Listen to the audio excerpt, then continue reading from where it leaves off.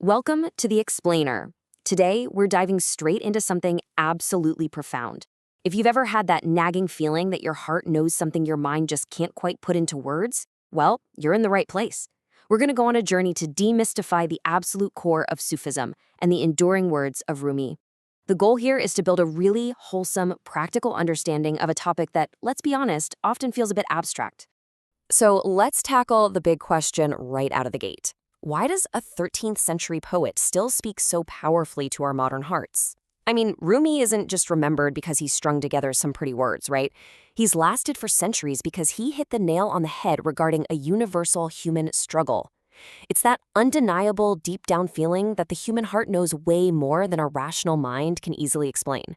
He's literally speaking directly to our everyday inner restlessness. And that brings us to our foundational anchor for today. See, Rumi isn't asking us to just admire his poetry from a distance, like some beautiful painting in a museum. Instead, he's actively mapping out exactly how we move from confusion to meaning. He's showing us the roadmap from that familiar, everyday restlessness straight through to a profound inner clarity. Honestly, once you realize his poetry is a literal guide to the inner life, the whole shebang just starts to click. Section 1. What Sufism really means. Let's look at this spiritual path. Sufism essentially asks a very human question.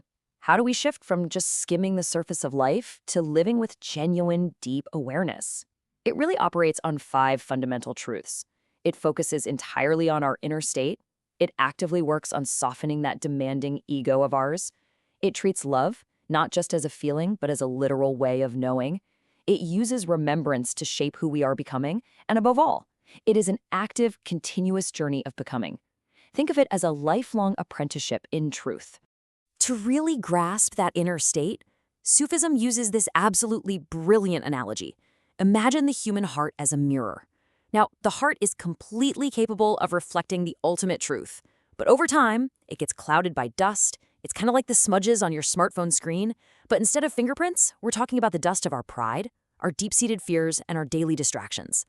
Sufism isn't about faking some brand new enlightened personality. Actually, scratch that. It's really the active, ongoing work of just wiping away that dust to reveal the clear, beautiful truth that's already sitting right underneath. Okay, so how exactly do we clean that dusty mirror?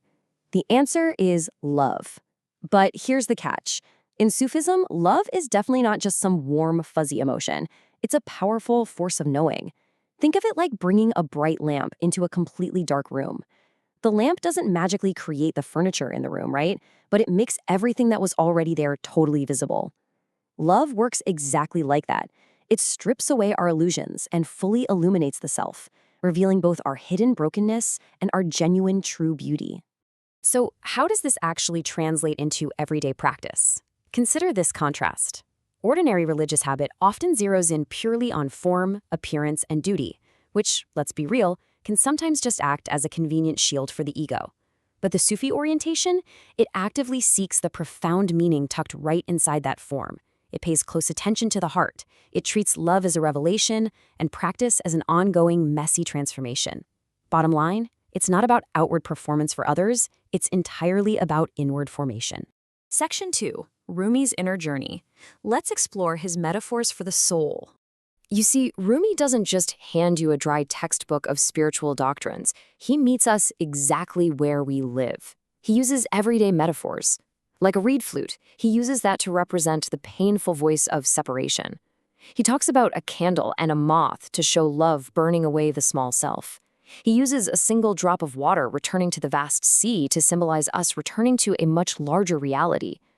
By anchoring these huge, abstract spiritual concepts into instantly understandable, concrete images, he helps us finally notice the dust on our own mirrors.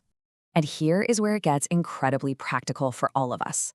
One of the most freeing things Rumi teaches is that discomfort is not always a sign of failure.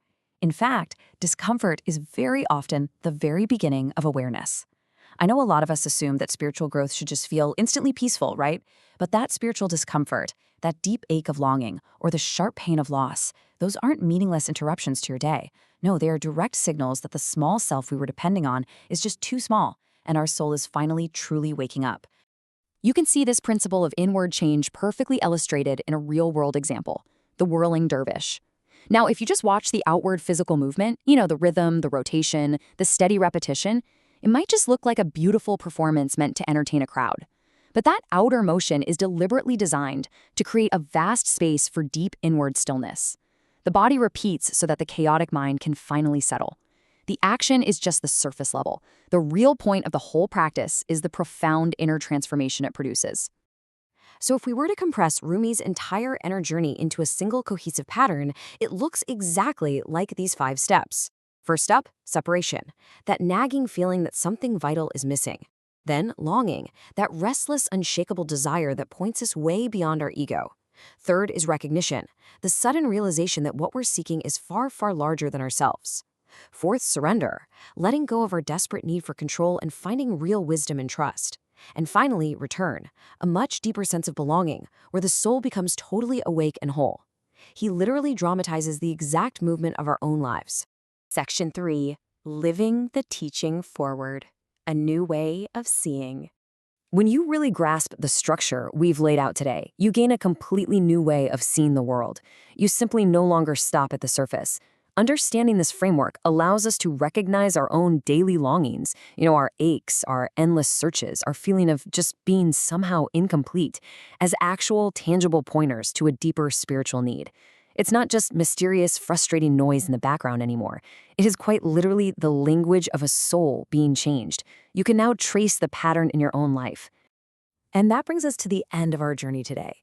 But I want to leave you with a thought to really carry with you. We've learned that in Sufism, and especially in Rumi's words, what feels like an empty lack is very often the actual beginning of a return. So I ask you, if longing is indeed a doorway, what is your restlessness asking you to remember? Take a quiet moment with that. Thank you so much for joining me on this explainer, and definitely keep exploring that inner path.